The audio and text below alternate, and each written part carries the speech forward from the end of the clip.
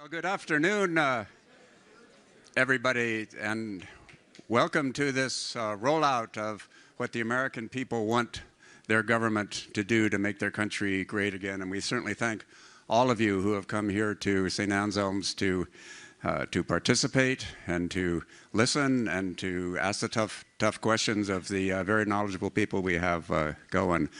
But we are going to start by honoring the country that has been so good to all of us. So those of you who can, please rise, face the old glories here, hand over your heart, and please join me in the Pledge of Allegiance. I pledge allegiance to the flag of the United States of America and to the republic for which it stands, one nation, under God, indivisible, with liberty and justice for all. Great. Well, thank you very much. That's what unites us, what brings us here, and what motivates us for the future. It's now my great pleasure to introduce the national co-founders of the national co-chairman of No Labels, Dr. Benjamin F. Chavis, Jr., former Senator Joe Lieberman, and Governor Pat McCrory. Gentlemen.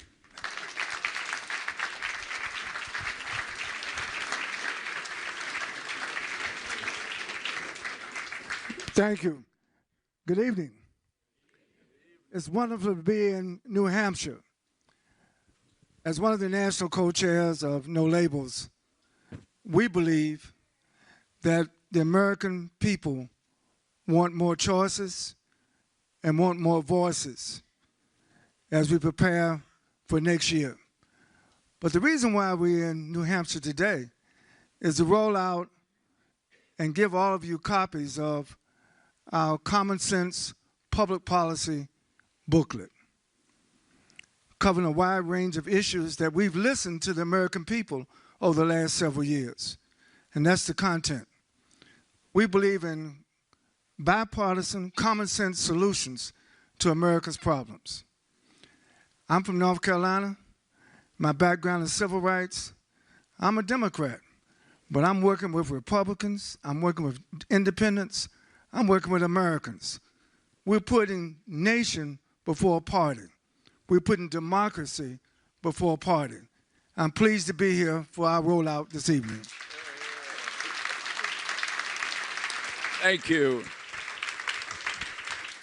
Thanks, Dr. Ben Chavis. Amen to your words. This is a big day for No Labels.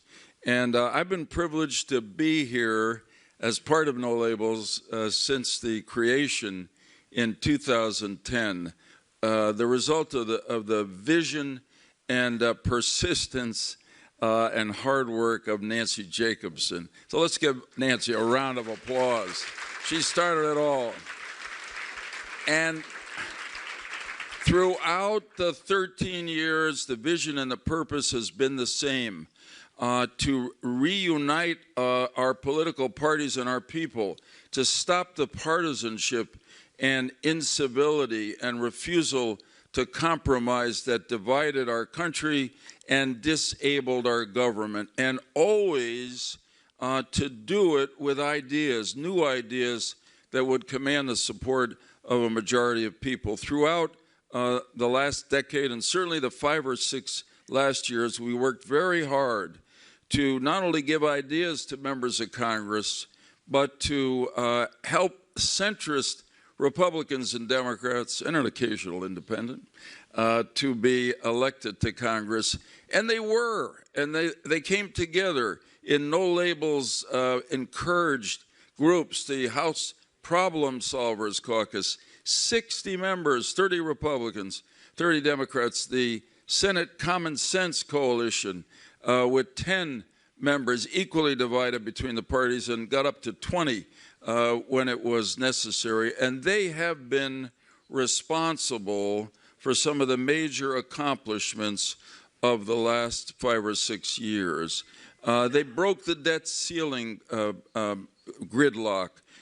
They were responsible for the bipartisan infrastructure bill. They saw some of the more difficult COVID-19 bills through Congress, and the record goes on. Some of the most important accomplishments of the last 5 or 6 years have started in our No Labels caucus. Now, this year, at the request of our members, we have turned our attention for the first time to the national election next year. And it all begins today, as it always has in No Labels, with ideas. The common sense policy agenda that we are releasing here at St. Anselm's in New Hampshire really is not the ideas of No Labels, though we embrace the concept and the idea of the parties working together. It's what we heard from the American people. We believe in doing what a lot of people in Washington don't do anymore. We listen to the people that we're trying to represent.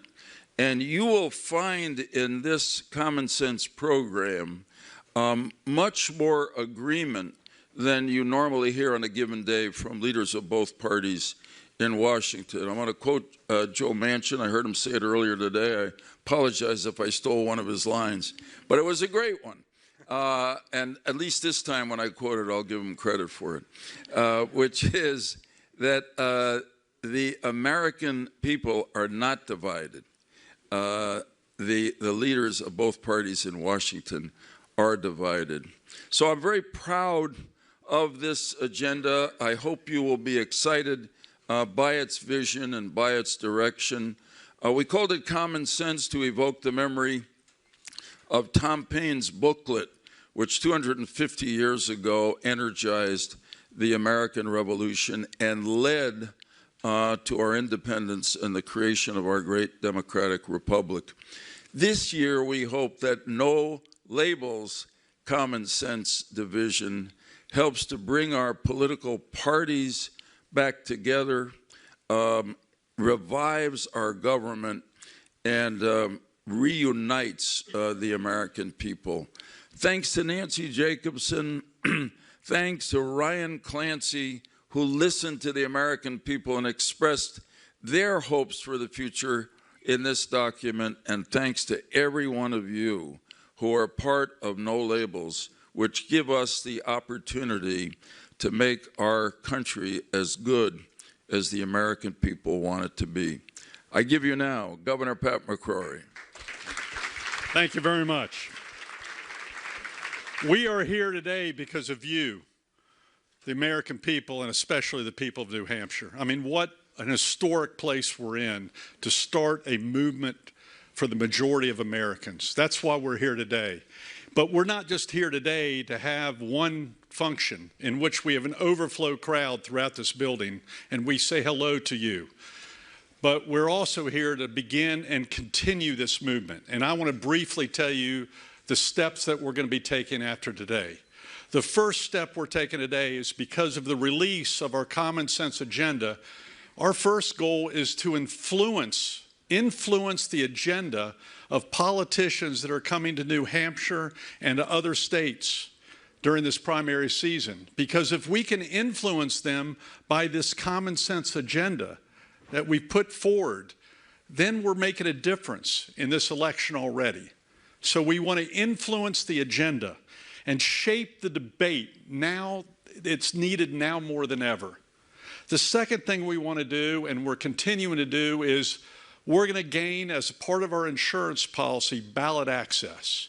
And we've got a team out there right now throughout all the states trying to get on the ballot, following the laws of each of our states to get on the ballot. We've got volunteers signing up people everywhere. And sadly, we have some operatives out of Washington, D.C. who want to just keep the status quo as it is, who are trying to stop our efforts. But I'm telling you right now, it won't work. We're going to get on the ballot. We're going to get on the ballot with your help, and you've got to get the word out that anyone trying to block access to allow people to have more choice is unacceptable to our Constitution and to state laws throughout the United States of America. So that is a major agenda that we continue to have.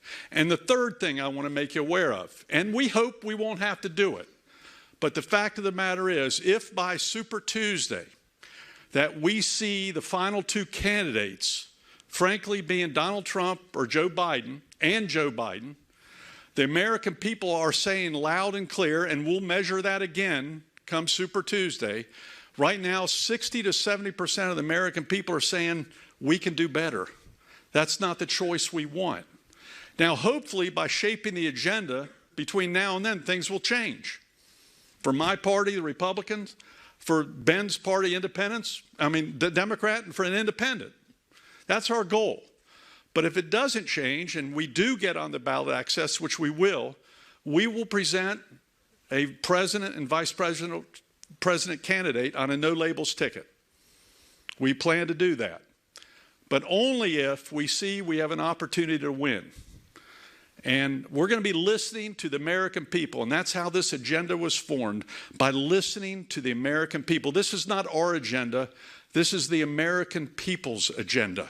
And isn't it about time that we listen to the American people to shape our nation for the future and for the next generation? We live in the greatest nation in the world. Let's don't take it for granted. God bless you, and may God bless America. Thank you very much.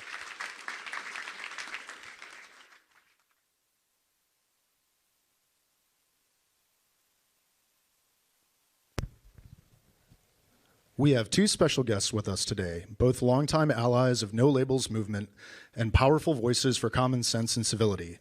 Ladies and gentlemen, please welcome Governor Jon Huntsman and Senator Joe Manchin.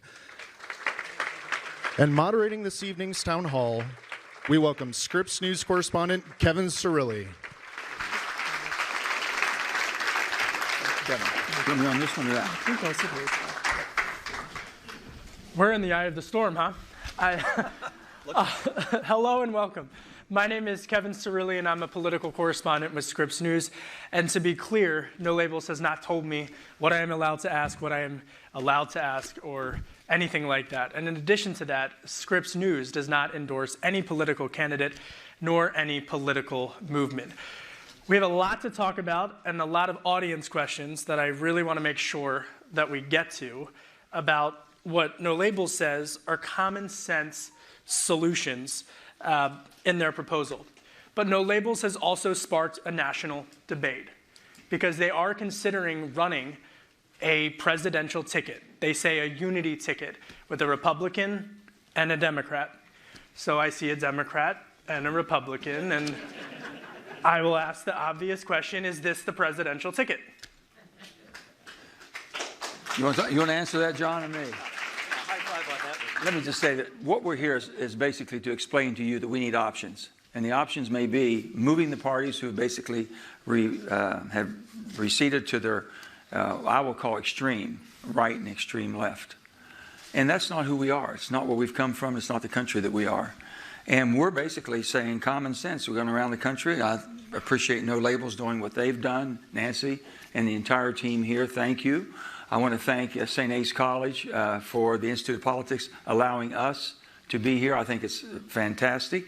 I want to thank Governor Jon. Where's Governor Sununu? I know he's here somewhere. I just saw him. He's back here. But Governor Sununu, thank you. Chris, thanks for allowing us here. To my two colleagues, Senator Shaheen and Senator Hassan, we appreciate and I enjoy working with them. But I can tell you, I've been there for 13 years. People say, why are you here? John and I are here. We started this 12 years ago. We became the first co-chairs of No Labels, and Democrat, Republican. We're both governors. I was the governor of West Virginia. He was the governor of Utah. And I said, John, I think you need to get involved with this because it's everything we believe. How do you bring both parties together to make correct decisions and make good decisions? You can't do it unless you have a dialogue. All right, Governor, well, the senator said that he's considering a presidential run. Are you considering a presidential run? No? That wasn't loud and clear from Joe, but everybody wants to know what Joe's doing. I mean, it's the horse race. But Kevin, thank you for sharing the stage with us, and thanks to all who have organized tonight's event. Governor Sununu, we love you. You're the best governor out there, and you should be up here as well. If that were the case, we just pack our bags and walk away. But I have to say, this is a very special stage. So for those of us who have been crazy enough to run for president before, it's not something I would recommend to anybody here in the audience. Well, thank you. It's a pretty intimidating prospect. Soon the last time. But what you learn from the people of New Hampshire is very real. They want substance. Yes. They don't want style, they want substance. So, you know, you can ask about the horse race. I didn't know I was going to be sitting up here until a couple of weeks ago. And Joe called me, as he did 12 years ago, and said, we've both been governors, we've been practitioners of crossing the aisle, doing important things for the people who vote for us. And what happened then was quite interesting. Nobody paid any attention to it. Well, Senator, I mean, we are here talking about a prospective unity ticket. And in all seriousness, as you weigh your options, you've said you're going to decide by the end of the year. Would you consider him as a potential running mate? John is my dear friend. Better answer. Okay? I think people are getting ahead of putting the cart ahead of the horse. We're here to make sure that the American people have an option. And the option is, can you move the political parties off their respective sides? They've gone too far right and too far left. If that movement can move, but that can't be done unless they're threatened. The only way you can threaten them is have people out there that says, listen, they can't win, either side can't win without the independent. Without that independent, that center left, center right, an independent Republican, an independent Democrat. If they have another option, then they're in trouble. Both parties are in trouble. So they're going to have to say, okay, we better look at this again.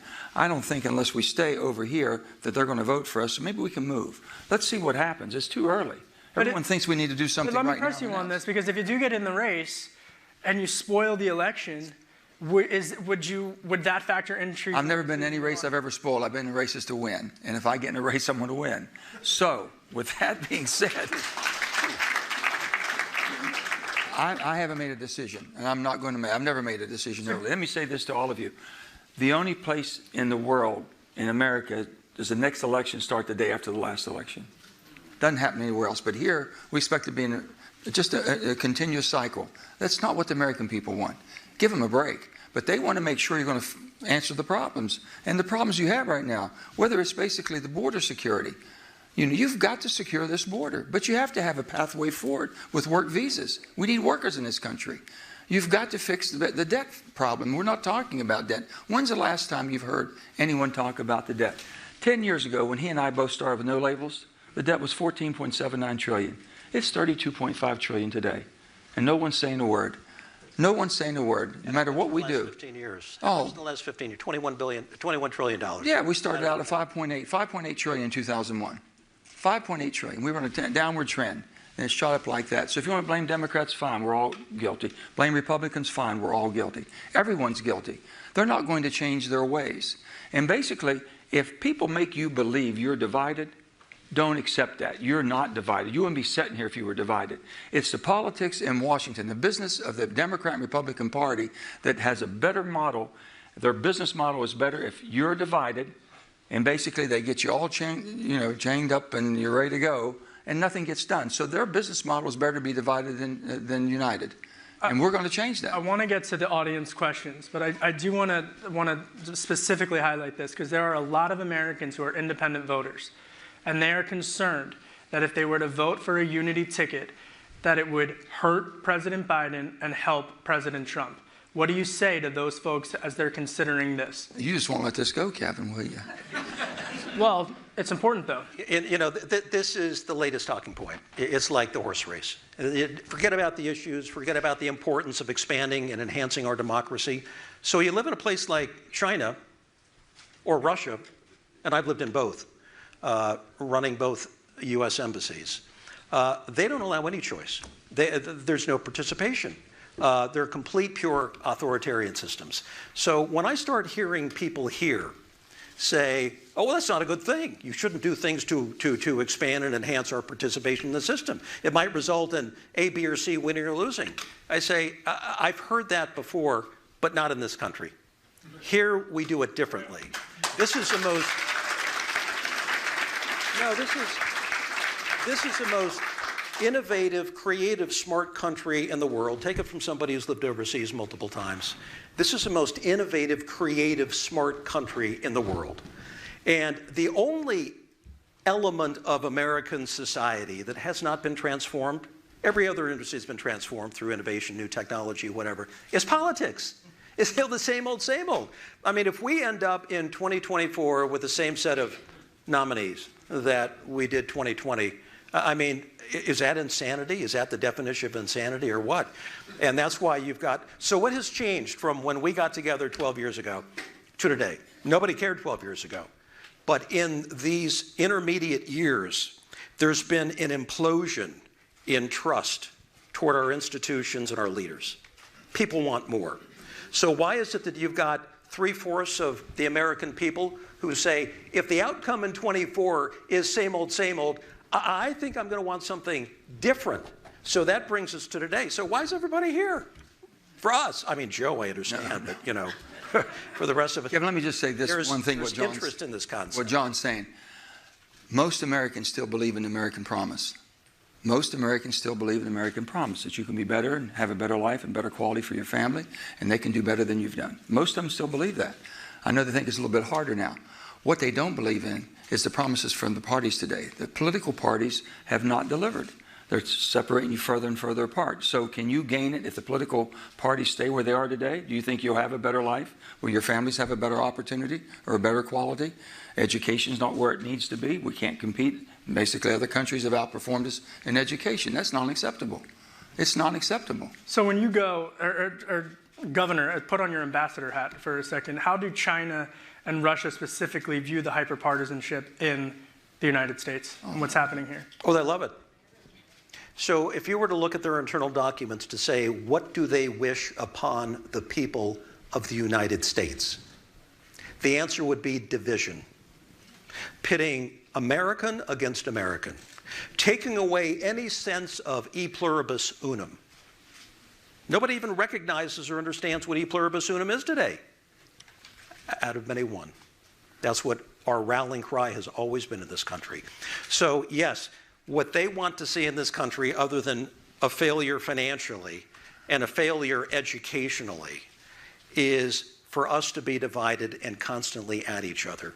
Because if you could see what I have seen living in Beijing and Moscow, when you look 10,000 miles away at this beautiful country and its beautiful people, when we are together on the big issues of the day, we shine and radiate, and we scare the hell out of China, Russia, and everybody else. But Senator, when we're divided, it's just the opposite. But Senator, I mean, and all that sounds great, what he's saying. Yeah. But the fact of the matter is, people will they've frequently looked at moderates and they see the mushy middle, or they say that the middle doesn't stand for anything, or if the middle has to cave to one of the sides. And so what is your response to the critics who say, this sounds like a great idea, but in practicality, it can't be executed? Let me just, on the e pluribus unum, in West Virginia we have Montani semper liberi, mountaineers are always free. So you put out of many one and free on both of those and put them together, that's who we are. That's exactly what we want. We want this freedom that comes from us working together. So you're saying the mushy middle. Well, why would No Labels go to the effort to basically poll people around the country, thousands of people, input where they are to find out, are we just thinking about something that we would like to ideologically say this is where you are, or basically you tell us where you are? And I think that's what we've been able to share. Now, why do we act on that? You think that basically our finances are in good shape? No. What should you do? You want a balanced budget amendment? There could be things you could do. So many things. Debt financing. We put a piece of legislation out. We say it's going to cost X amount of dollars. Before, they wait till you get hooked and you like what they're giving you, then they debt finance it for the rest. So I know all the tricks that have been played there. I've been there 13 years. It is time to speak up and basically make sure that we're held accountable and responsible. I can assure you, both the Democratic Party and the Republican Party have benefited greatly by the dark money. And everybody's talking about dark money. They've greatly. Well, they're also talking about whether or not, specifically with money, should groups like No Labels have to be transparent about where that money's coming from? I would think the Democratic Party and Republican Party should be transparent. They got $1.7 billion in the 2020 election. $1.5 billion for the Republicans. That's over $3 billion of dark money nobody knows anything about. Nobody knows anything about. So I can tell you, if you want to change Citizens United, it can only happen in Washington. Both parties are going to have to pass a legislation that basically outlaws Citizens United. Then you can stop all the dark money. You said everyone should be transparent. So are you saying that No Label should follow? I mean, what is happening is what everybody else is doing. It's just the norm with 501c4 organizations. You're asking me if that's right or good. I say, no, I don't think it's right or good. I think there should be transparency and accountability and all things. But that's not the way people play the game. What Joe's talking about, billions of dollars run through the major parties, hidden and dark and all of that. And I've heard this, that we are, a dark money organization. The fact of the matter is the system sucks. It's broken. I mean, you could get a group of good Americans together, all of whom with an IQ over 85, in a room together and say, does the way we finance campaigns make sense to you? And nobody would agree that how we're doing it today makes sense. So in the true American tradition, we will evolve, and I hope we heal our wounds and we fix this glaring error in how campaigns are run by campaign finance reform. I was with John McCain, whose campaign I co-chaired, and came to introduce him here in the state many times in 2008. I loved him. And I was a proponent of what he was trying to do with campaign finance reform. Reviled and hated by a lot of people, but I think it's time we get back to a rational and sane discussion about how we go forward. So let me say one thing. You said it's mushy, the middle's mushy?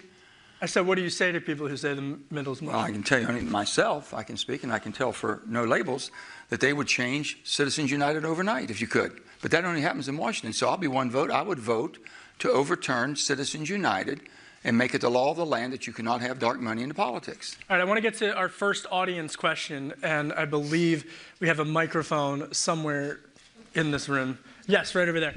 And if you could please state your name and where you're from, as well as your question. Thank you. I'm M. Friedrichs from Durham, New Hampshire, originally from Exeter, New Hampshire. And I'm worried about the flooding and the tornado watch that was right here in Manchester and all over New England this week. And this extreme weather is from more carbon in our atmosphere caused by burning more fossil fuels, like the Mountain Valley Pipeline that Senator Manchin did take as kind of a special interest and fought very hard for tooth and nail this past year. And so my question is, are taxpayers going to be the ones burdened with this, or do you agree that fossil fuel companies should be responsible for the mess they created and fund cleanup of climate crises or climate disasters? I'm happy to speak to that because I believe in an all-in energy policy. This country cannot run unless we have an all-in energy policy. And basically 65 to 70% of your energy comes today from fossil. Can we use fossil cleaner? Yes, we have. We've cleaned up the environment more in America in the last 2 decades than anywhere else in the world. Most of all of your pollution right now in the next 10 years will be 90% from Asia. India and China are spending and using more of this without the constraints that we have. Low NOx boilers, scrubbers, baghouses for mercury.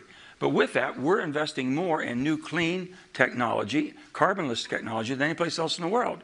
With the IRA bill, that's basically going to say we're going to have the fuel that it takes to run our country.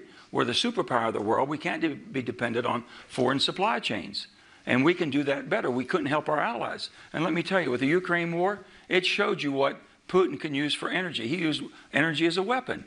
You can't get caught like that. Now, in a perfect world, you can have whatever you'd want energy-wise if it could do it. We don't have renewables that'll run 24/7. You want electricity 24/7. You want your heat. You want all that. The Mountain Valley Pipeline put 2 billion cubic feet into the marketplace within 6 months. It's been held up forever. Up here, you pay some of the highest prices. Why should you pay 6 times more than those and us down in the southeast, I guess, south Mideast? Why are you paying so much up here? They have no pipelines whatsoever that we can get the gas to you. But yet you were getting propane shipped in from Russia. So we know the problems that's going on here. That shouldn't happen in America. With that, we'll transition. It will happen. We don't have that technology. We don't have a dispatchable power that'll run 24/7 without the fossil that we have. But we're transitioning. And it's an all-in policy right now, and I don't believe that we should leave the country to the point to where we aren't able to take care of ourselves and our military and everything else that we depend on. We are the superpower of the world. Governor, I want to follow up specifically with what this platform, Common Sense, says, because in addition, he mentioned some geopolitics there, China controls the production and refining of 80% of the rare earth metals that are key to direct the drives in wind turbines. And half of America's uranium comes from Russia and Kazakhstan. So as we're trying to address climate change, how do we not negate national security? Well, we have to prioritize. And national security, obviously, is a top-tier priority. But the comments made just a moment ago are very important, and they should be recognized. And if it results in coming up with a price on carbon, which I've always been in favor of, dealing more aggressively with methane releases, these are all things, this is the all-of-the-above strategy that we ought to be talking about. But right now, we're at such polar ends of this discussion as opposed to saying, okay, where do we agree, right and left and in between? What are the overlapping elements of agreement, and where does that take us? Instead, we're starting with the absolute endpoints of policy, where nobody agrees, as opposed to the initial steps that might take us somewhere. You know, anyone who's been a governor knows that that's the way business is done, state by state. You got to bring together a coalition of the willing. I was part of a carbon pricing initiative with Democratic governors in the western part of the United States. My own party thought I was crazy. But I thought if we can get out ahead of this issue and start defining some possibilities, that's going to be good for the American people as opposed to just finger pointing and a lot of crosstalk. So the all-of-the-above strategy that we're advocating is really important. But you said something that I just want to underscore. 80% controlled by China. All of the critical minerals that will fuel some of our most important technology developments. Now, I would tell you some stories about being in Indonesia recently at a nickel site where the Chinese, I saw firsthand, where they have complete control. Indonesia is just one example of a critical material like nickel that will go into the next generation of vehicles, electric cars, and other things. The Chinese have completely outgamed us for years. Let me just say that we're in a hole. This is what's beautiful about, because John and I have a different opinion. We might agree to disagree to a certain extent, but there's a pathway forward, and I'll tell you this. I have never, ever supported a price on carbon for this reason, because I never saw the proceeds from that price being used to find out how I could make this table with less carbon. They used it in the Treasury and just dispersed it within basically the social services. Perfect case in point. I'm over in Europe. Macron comes to me. Both Schultz comes to me from France and England, and they're raising Cain about the IRA. You're taking all my businesses away, my investments. So I said, sir, I can assure you, when we wrote the bill, we did not write a bill saying, how can we harm our allies and our dear friends in France and England? You all have used the stick, and you have been basically showing carbon pricing for the last 20 years. You have never come up with new innovative technology that could basically make this or make something with less carbon, because you never put the money there or the resources or the incentives. We take a piece of legislation and we use the carrot. You use the stick. Now, if you're upset with me, then you have to compete with us now. And I tell you, there's more competition in the world today from what we have done in America. We leapfrogged everybody with investment in new technology, the hydrogen of the world. Okay, it's a powerful tool that we can use carbonless. And basically more of our batteries and storage that we need right now. We don't have storage. We're not getting basically what we need from the renewables, but we can get there. We can get there if we invest in it. I want to get to another audience question, but I think this is a good point to kind of zoom back, because here's an issue where you disagree on, and if there was... Let me tell you you want to know where the balance is here? Where's the balance? Well, the balance is here. Let's say we have the new technology, and we show them how to use all of these new technologies, and even use their coal and gas and that with less carbon because of the removal of carbon capture or capturing the methane. And let's say that other countries want to sell a product into America and they haven't adapted to the new technology, then you charge a carbon pricing, what we call a border adjustment, because they won't use the new technology. That's how you. But if we don't talk about this, I want to zoom back for a second, and because if there is a Republican and a Democrat, we can fix problems, who are in the White House together, how would that work? I mean, that's the question that I've been asked. Work a hell of a lot better than what you have today. But practically. practically speaking, because if we're as polarized as we are now, how would it actually work inside of the White House with two opposing parties in power? Well, nobody knows. We've never tried it. Well, they tried in 1864. Yeah, right. Abraham Lincoln changed to Andrew Johnson. Yeah, Democrats trying to unite the country. Are you talking about 60 or 65? 1860. So nobody's tried it. But listen, if you get people, and listen, I'm not trying to, offer speculation about what Joe's going to do. I have no idea what Joe's going to do. He's one of my good friends. I have no idea what he's going to do. But if you were to get Republican and Democrat problem solvers who actually have some experience running a state, for example, and building coalitions of the willing, and if you were to take the document that we have presented here today, the common sense majority document. So the common sense majority has no voice in this country. They just watch the three-ring circus play out. They have no voice. So where do you want to start the conversation? You want to start with a template of ideas, not a be-all, end-all, but what is on the minds of most Americans? So we've done a very innovative thing, which is to have tens of thousands of conversations on what people feel about the most important issues of our time. We're not making it up.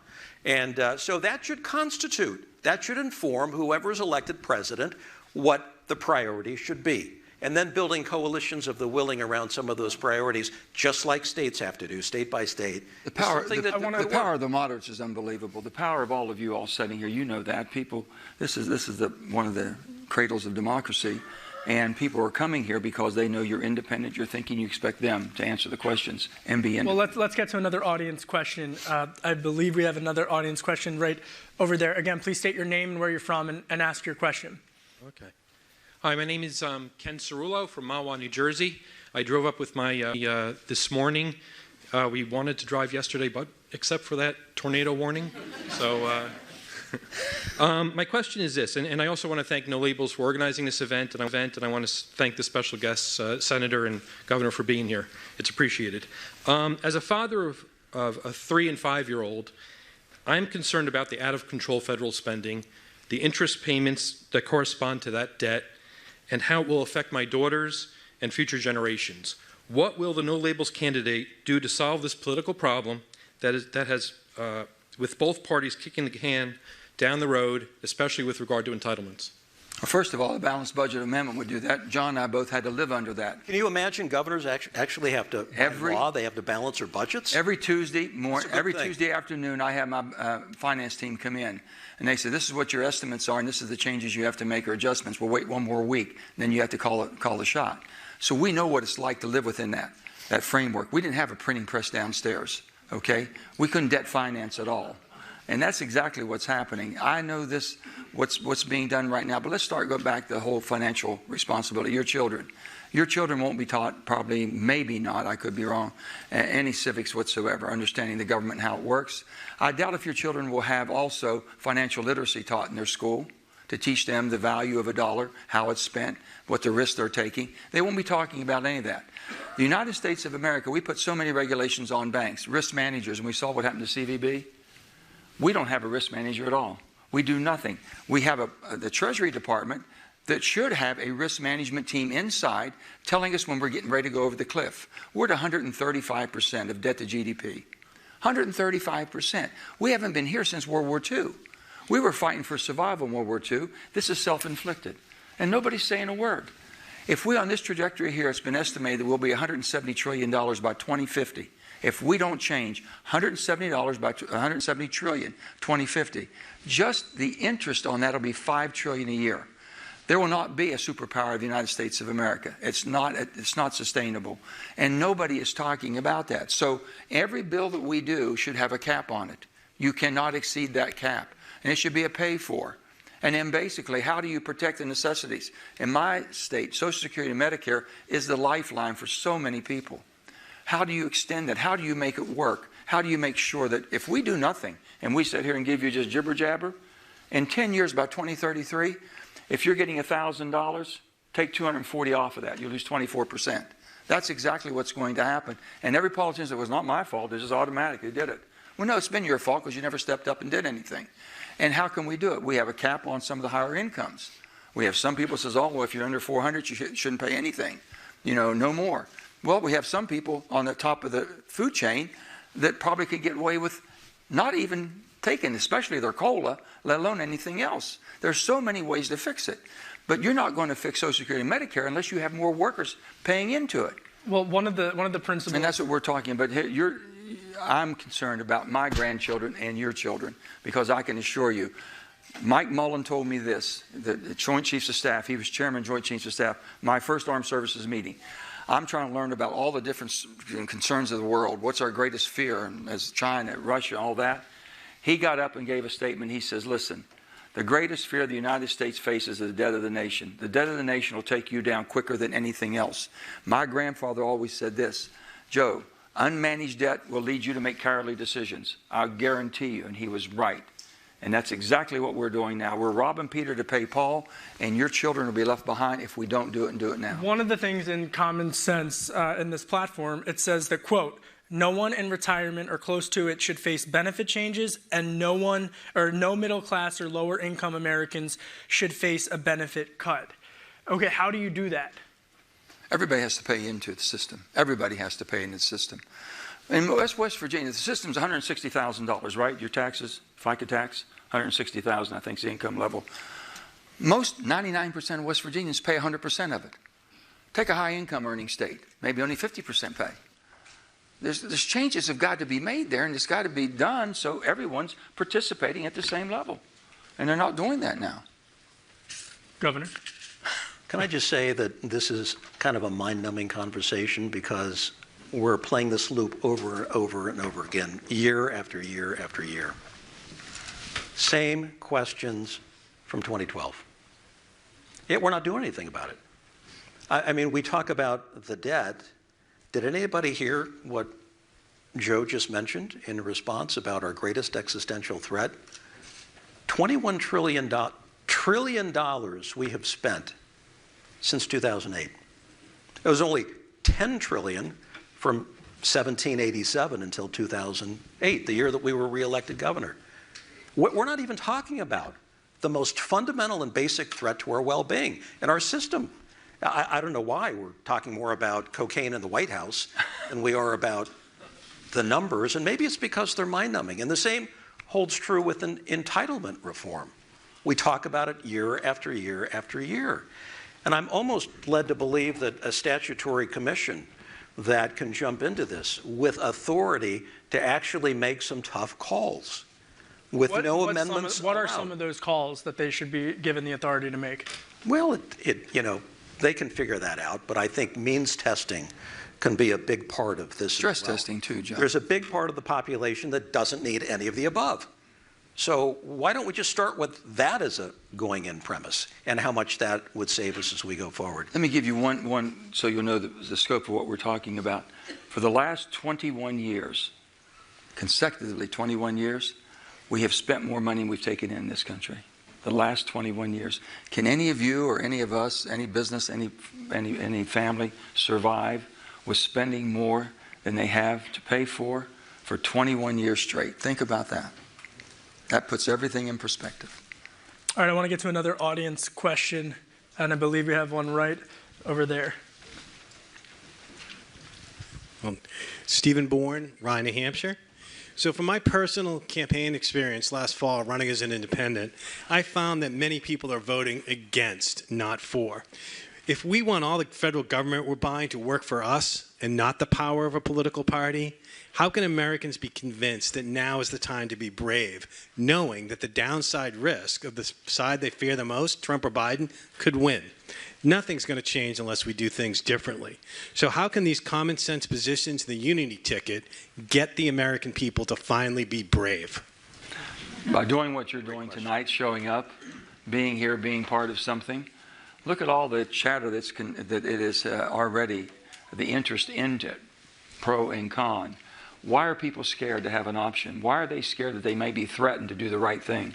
Why are they scared to say, hey, you're too far to the left here. That doesn't make any sense. So we don't live our life over in the extremes. I don't live my life on the right or the left. I've got to make decisions for myself and my family pretty much in the center. Center left, center right. And the Republicans, I've said this, I've never met the first person that's always wrong. but I've never met the first person who's always right. Now, I've walked away sometimes thinking that because I never spent enough time to extract the value they had. That's our fault. John and I can sit here and talk. We can agree, we can disagree. I'll guarantee you one thing, we'll find a pathway forward. We will find before the day's up a pathway forward. But if my business model is more of you all will support me or more of you all will give more money to my campaign, if I don't work with John and set and make something happen, and pretty soon the business model becomes the driver. That's what drives it. It's not basically rewarding for working together and solving problems. We're expected to do that. This is a democracy. We have a representative form of government. And I asked your children, if I was ever in your classroom with your kids or grandkids, I would say, what have you done today for your country? And they look at me. I said, what have you done today for your country? And they says, why would you ask a question like that? I says, it's yours. You own it. It's a republic. And it's a representative form. So what have you done? And they start thinking. They say, I don't know. I said, anything. Because when you own something, the value is how you take care of it. Sir. And no one knows. We don't teach civics anymore. Senator, with all due respect, the polls suggest that the majority of young people are trending downward when they are asked if they feel patriotic about. We haven't taught them about being patriotic. They don't know what the country. They don't know how we got here. If you don't teach it in school and it's not being talked about, they don't understand the value of what we have. Why, Governor? Why do you think that is? Why do you think more Americans feel less? And I share more young people. And I share one thing, and John's going to come back. And then I'll turn it over to Joe. Yeah. It's because young people. Why am I an expert at this? Because I've got 7 kids, and I've got two in the Navy who were terribly patriotic. One an F-18 pilot, and the other head of a bomb squad in the Navy. And they're good and courageous people. I have another who's a Foreign Service officer at the State Department, a young girl who we adopted from China when she was quite young. People do not feel connected to their country. They don't have a reason to be invested in their country, to protect it, to get out and vote, and to learn about the issues. So how do you change that dynamic? Well, one of the reasons that Mary Kay and I and our 2 sons in the Navy, one of the reasons they feel connected is because they have to serve. They have to put some skin into the game. So we actually advocate in this document for some kind of national service for young people, which I think would be a great thing to do. And it doesn't, you know, again, I've lived in multiple countries. Almost every country in which I've lived, there is mandatory service of some kind. I'm not talking just about military service, but how about teaching? The most noble career in the world, being an educator. How about that? How about working the problems that we've got around the country in terms of giving kids an opportunity to have some ownership in this country and to reflect upon what the ideals and values of this country mean to them? Then we're going to get around to the earlier question, which is one of the reasons we're not getting these big issues on the to-do list is because we haven't made problem solving a value among voters. So politicians respond to signals, right? And if the signal is, you're not going to get my vote unless you can figure out how to solve this on a bipartisan basis. When was the last time you heard a candidate come through here who even mentioned the word bipartisan? It's like, it's a term that may suggest you're somehow weak. But that's how business is done ultimately. You've got to have a coalition of the willing in the middle, usually, that gets things done. So in short, I will say, the onus is on many of you in this most innovative state called New Hampshire. And that is, when people come through here, you need to make it a point to say, what are you going to do to highlight these issues that are really the important ones to us? We value problem solving. We value bipartisan interaction, one with another. That's when you're going to see it register at the. Can I follow up on one point that he made, Senator, which was this trust in the process? And when you have former President Trump saying that the results of the 2020 election were not legitimate, and a large portion of his supporters who believe that, how do you get back the trust of all Americans into the democratic process? It is so sad to be in a situation, to live in a great country such as this, where people are led astray for either social media and so many different ways they're receiving their information and get totally confused. The bottom line is, a person who believes the only election, a fair election, is the one they win, it's not real good. The only law pertains to everybody but me. Not real good. The rule of law is what makes us different. It makes us different than any place in the world. And when you see Madam Justice and she's blindfolded for a reason. She don't know what color you are. She don't know how much money you have, where you come from. But you all have equal access to the law, unfeathered. And it's just something that just gets me that when I said, I was there January 6th. January 6th happened. That was an insurrection. It wasn't a visit. If it was a visit, I'd been talking to all of them. It was really an insurrection, okay? And basically, I spoke to the people in Georgia, the officials in Georgia, Republican officials, the governor, Secretary of State, and the Attorney General. And those elections were accurate. They counted them 3 times. We said, we never count elections this much. So, you have to believe the facts and accept them. And the one thing about, in the political process, when the race is over and the people have spoken, you move on. That's democracy, the orderly transfer of power. And that's what the whole world is watching us. And if they see they can divide us, and John really speak, when they can divide us, then they've conquered. They don't need to fight us. They don't want to take us to war. They don't want to fight us. If they can see us fighting ourselves, they've won. Are they leveraging that? Are other adversaries leveraging the division via social media platforms, for example, Governor, in the United States to drive that division? Not just amongst political parties, but amongst race, amongst sexual orientation. Are they trying to instill hate into the democracy? So the name Yevgeny Prigozhin is well known to everybody now. The person who ran another insurrection in Russia. So Yevgeny Prigozhin was Putin's chef. He ran a restaurant in St. Petersburg, and later was given the military food contract, which made him a billionaire. But what a lot of people don't know is that Yevgeny Prigozhin, in the neighborhood of St. Petersburg, where he is from, also ran some of the darker operations that Putin sent him to do. So the black box operations that Prigozhin has been famous for, including the troll farm outside St. Petersburg. So when we read Facebook and Twitter, a lot of social media, and we see these the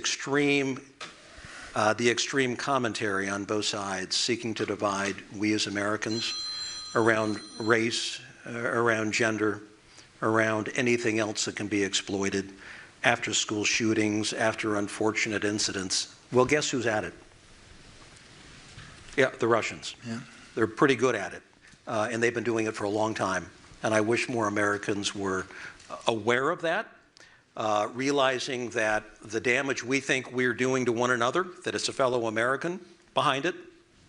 Not always. On an issue like gun rights, just to switch into... Let me just say one thing on that right there. As Americans, I think the response when they get you asking about different generations of what you think about this and the wokeness and the genders and things, I've just said this. My simple answer is this. I was raised to believe that every American should have the opportunity to have a quality of life. I don't care who you are. I don't care who you love. I don't care what you are. You should have an opportunity for quality of life. That's my job. That's my job, to make sure you have that access. And we can treat each other. I mean, the love of America, and the whole world's watching us along this, and the children, and one final thing on that, I'm in China one time, and we wanted to find out how their education system worked. My wife's an educator, and we went to one of their exemplary schools, and there was a little 12-year-old girl, 6th grade. And we just asked the question, I said, what do you think about America? What do you think about our country? She says, I wish I could think like Americans. Think about that. She said, I wish I could think like Americans. She told me everything with that one statement.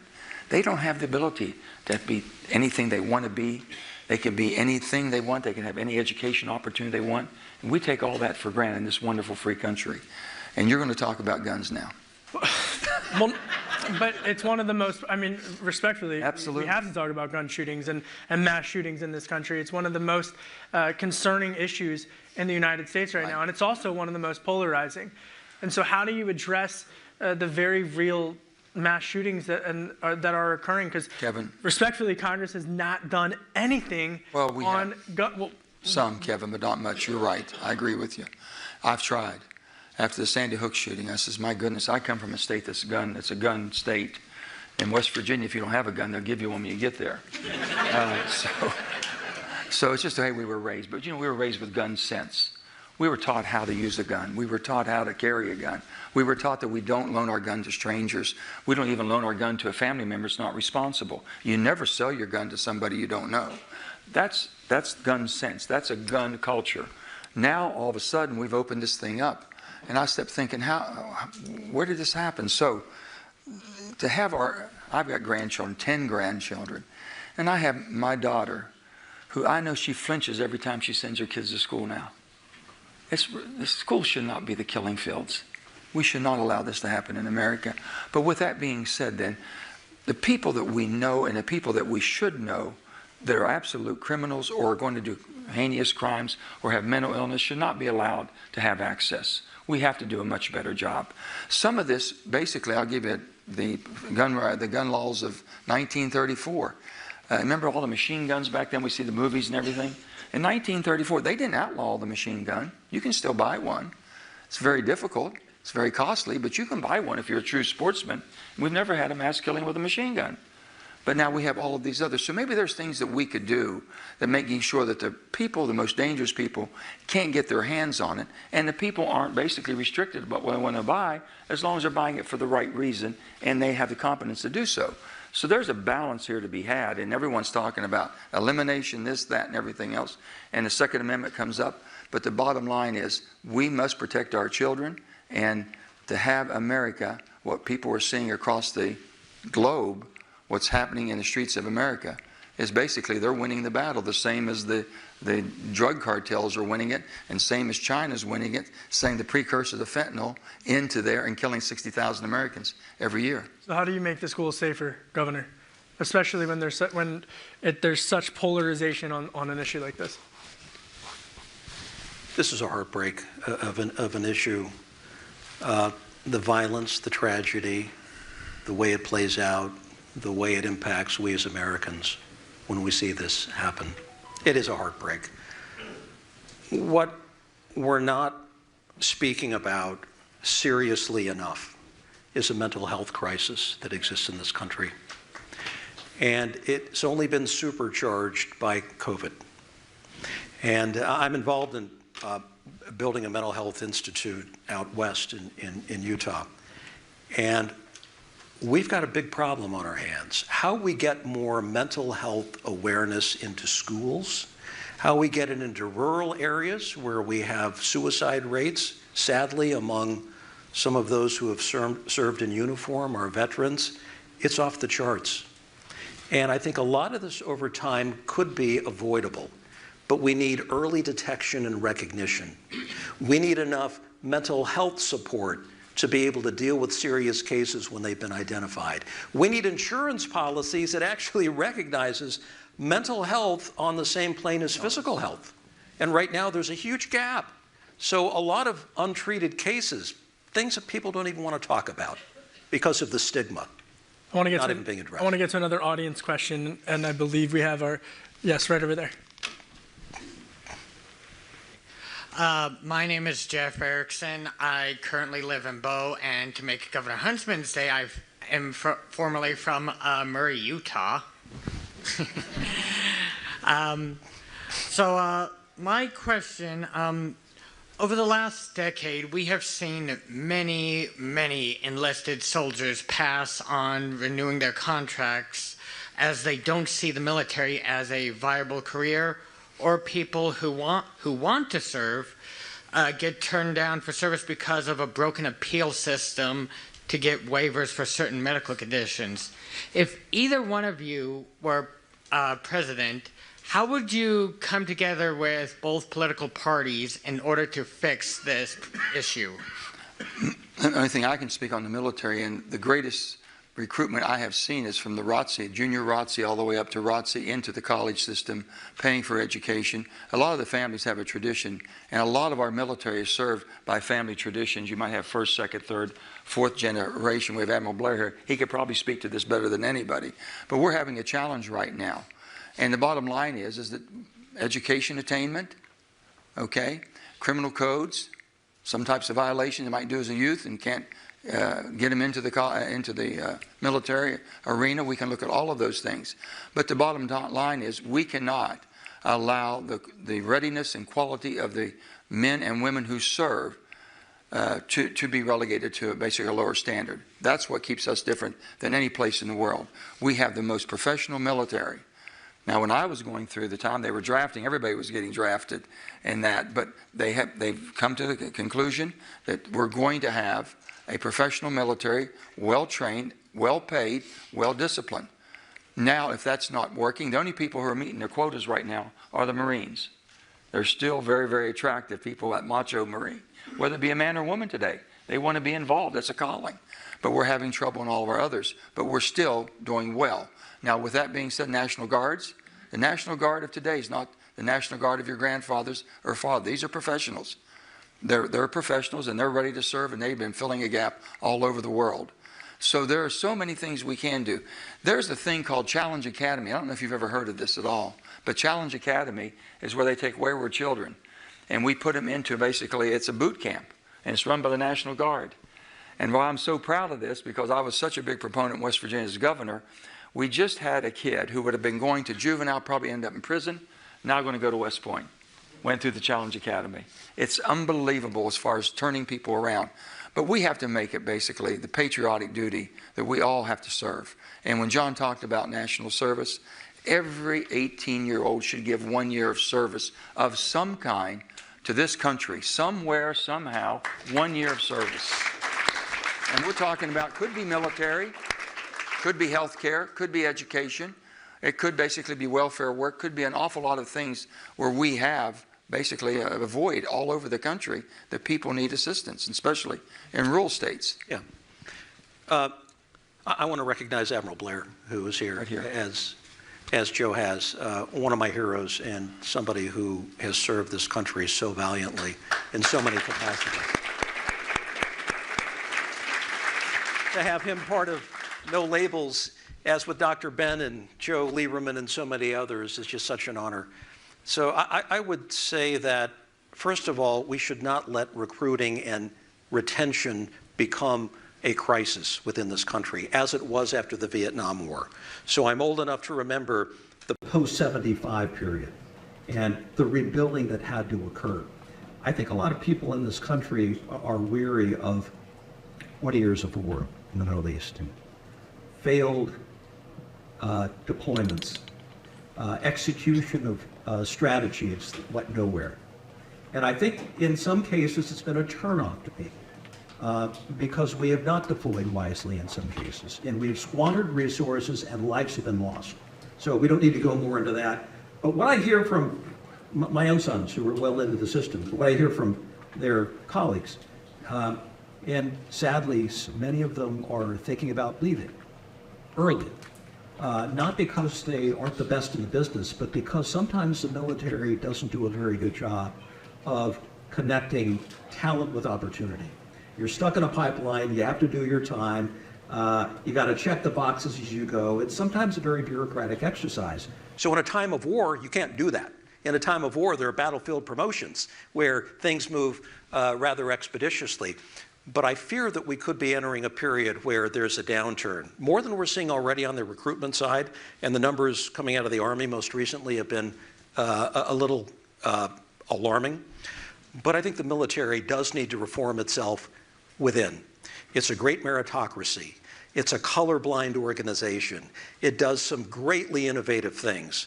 But moving people along, matching talent with opportunity, sometimes is not done in ways that keep people in the system when there's so much outside trying to pull them away to more lucrative ventures. Sir, do you feel your question was answered? All right, I think we have one more audience question, and then I want to wrap things up, but I believe we're right in the back, please. Yes, thank you. Hi, thank you for coming back to New Hampshire, the governor, senator. Thank you. I am from Hollis, New Hampshire, but I grew up in Pittsburgh, Pennsylvania, so West Virginia is sort of like a beloved neighbor. You Steeler fan still yet? I won't say. I understand. Claim the fifth. How's that? My name is Dr. Laura Landerman-Garber. I'm a clinical psychologist, and I appreciate what you said, Governor, about the mental health crisis. So I'm going to tweak my question a little bit. As you all know better than anybody, so many political discussions reveal a partisan ideology, we'll say. And we all know, and you know, that the issues we're talking about belong to all Americans. And as a clinical psychologist of 40 years here in the Granite State, I sit with people who are struggling with mental health issues and challenges. They're not talking about whether they're a Republican or they're an independent or if they're a Democrat. They're talking about their mental health concerns. So here's my question, which I'm going to tweak a little bit because you answered some of it, Governor. As, how do I say this? As a culture, as a country that has a national mental health crisis, and I would say it's profound and we're in it on a marathon level. We're not doing a sprint.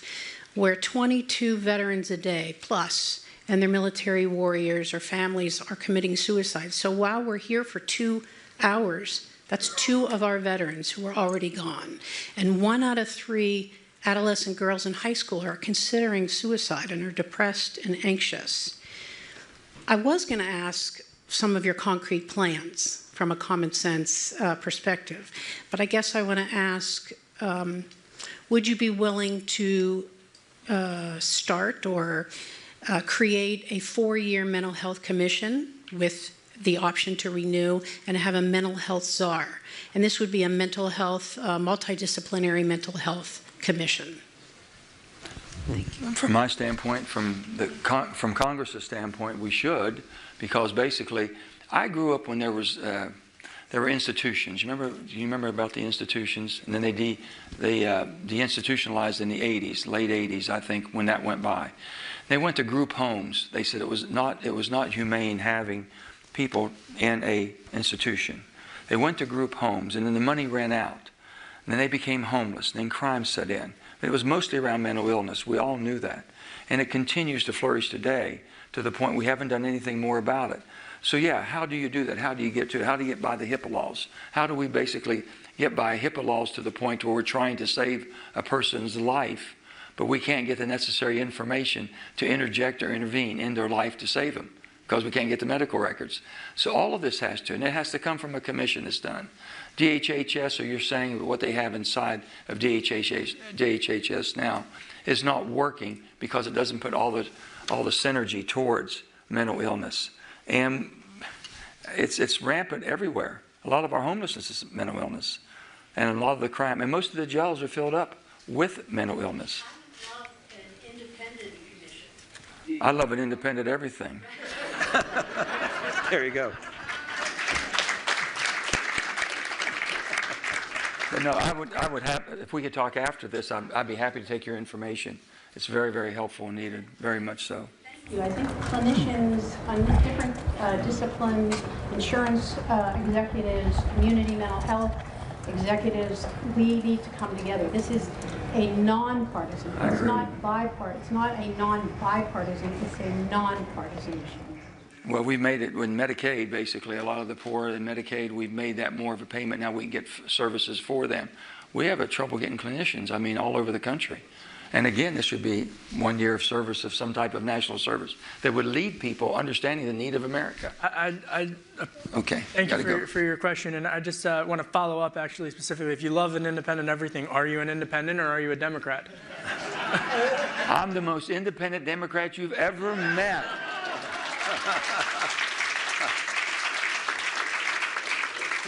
He's getting closer to the edge. As that great Yes album used to say, closer to the edge. He's getting there. I just quickly, just for final question for each of you. For you, Governor, there was a comment last week that I wanted to ask you about from Marjorie Taylor Greene, Congresswoman Marjorie Taylor Greene. and she proposed that the United States withdraw from NATO.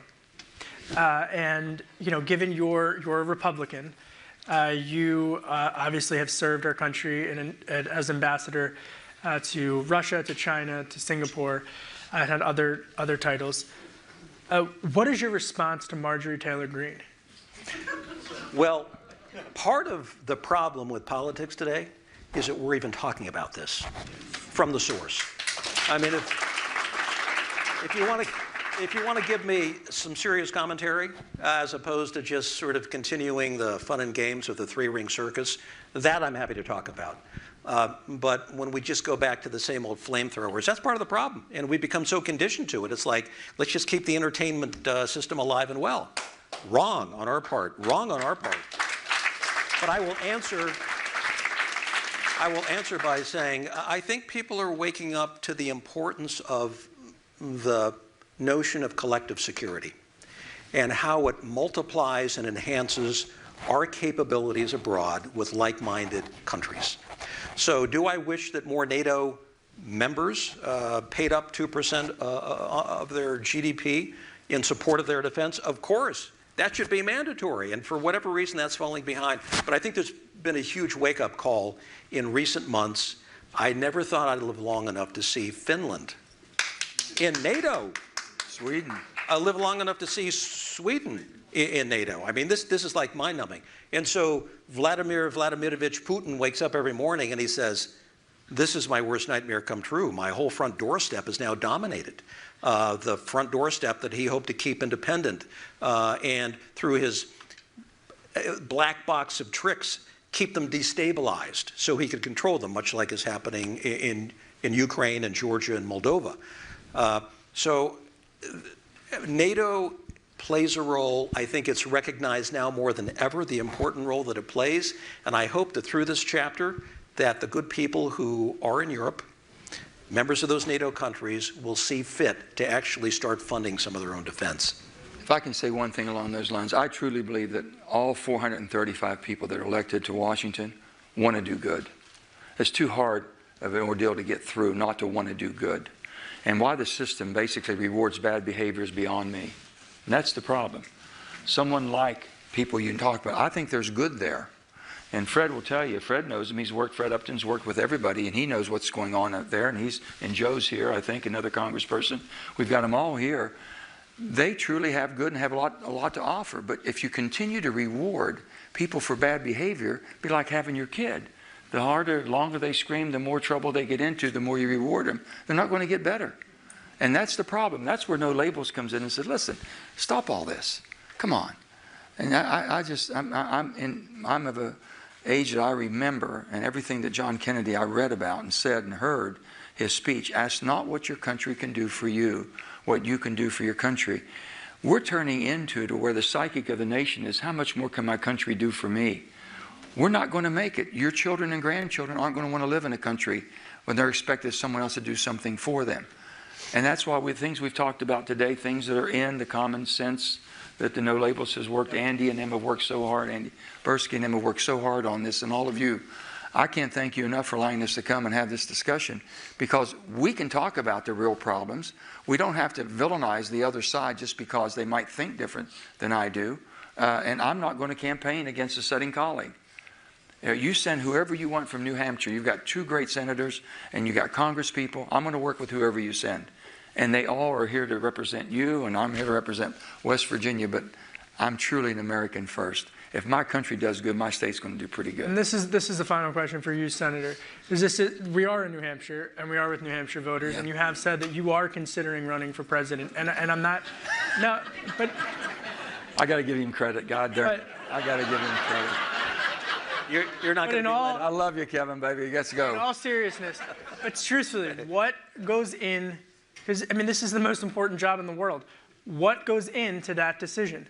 If we're able to basically show with how many responses, Nancy, 10,000 or more surveys across the country, more than that? 50,000 surveys across the country. We'll do 50,000 more surveys. If we're showing you the common sense that most Americans want to be governed by, and neither is doing that, and we can't push them back to the middle, that'll be a time to make a decision, whether it's me or anybody else. We're not here. I'm not here running for president tonight. I'm not. I'm here trying to basically save the nation. I'm concerned more now than I've ever been concerned in my lifetime. I have 3 children and 10 grandchildren, a tremendous amount of friends and colleagues. I'm concerned and they're concerned. But I'm in a position where I had a woman one time say, Joe, you don't know how bad things look. And I said, really? She says, yeah. And I said, make sure I understand. You're talking about politics. Yes. You're sitting at home after a good dinner, sitting down watching television and saying, my God, that's awful. Try it from my seat. Try it from my seat. And then have to go through. So yeah, I want to do things. My vote is very unpredictable because I vote on the facts. If it makes sense and I can go home and explain, I'm going to vote for it. If I can't explain, I'm not. They can't pressure me. They've tried. They've done everything they can. They can't do it. I told them one time, we'll play Russian roulette, load all the bullets, and pull the trigger because I'm not changing. I know what's coming, and I'm not changing. So you have to have the backbone. You know why? I'm not afraid of losing. The sacrifice I make for America, I'm not afraid to lose. Thank you both. Thank you. Thank you. Thank you all. Thank you.